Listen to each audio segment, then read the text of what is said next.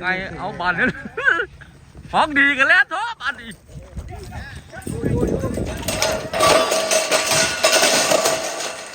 ของดีก็ดีเถอะเอาแม่ของดีก็ดีเถอะลองบ้างเจ้าว่าของดีบ่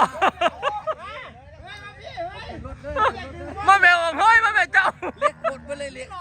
มันคดมันเล็กนั่นน่ะมาดูบ้านเลย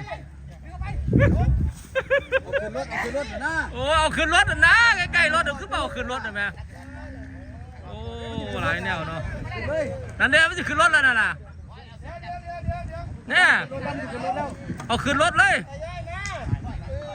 โอ้เนาะโอ้เล็กขดบัดนี่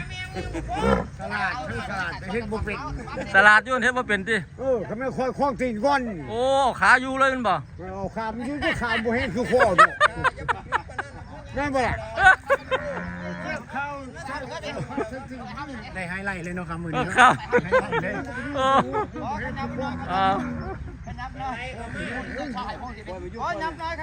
ยับขยับยืดจักหน่อยบาดแล้วบ้างเด้อบาดนี่เด้อย่ายนิ้วขาดมาผู้นึงอ่ะเด้มันเคยเป็นแล้วเด้อยากเอาแม่ข้าวเฮาคือบ่เอาไปใส่สั่นย่ายข้าวไปข้างหลังข้ารถขุดไปยังล่ะย่ายข้าวก่อนจะพาบังคับมันย่ายข้าวก่อนจะพาไปห่วยพ้นที่ย่ายข้าวก่อนเนี่ยโอ้ยเอาขึ้นแม่บ้านนี่ขึ้นเอาแม่ย่องมันแม่บ้านนี่ย่องมันแม่เอาเขาไปกัดหางมันเลยนะ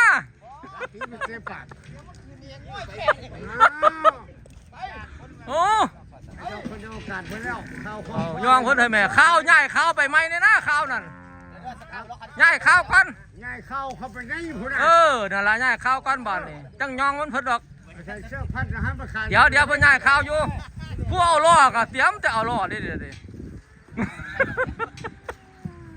ข้าวมันเกี่ยวถึงไม่บาดดิบอกเอาข้าวใส่รถมันจะข้าวก็ไม่ล่มเอาบ้านนี่ดึงบ้านนี่เขาไปกัดหางไอ้บ้านพูดกันหางไปกัด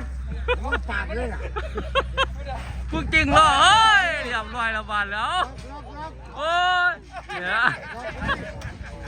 ถ้ากันมาเห็ดเหรียญยังได้มันเนี่ยเห็ดเหรียญเนาะ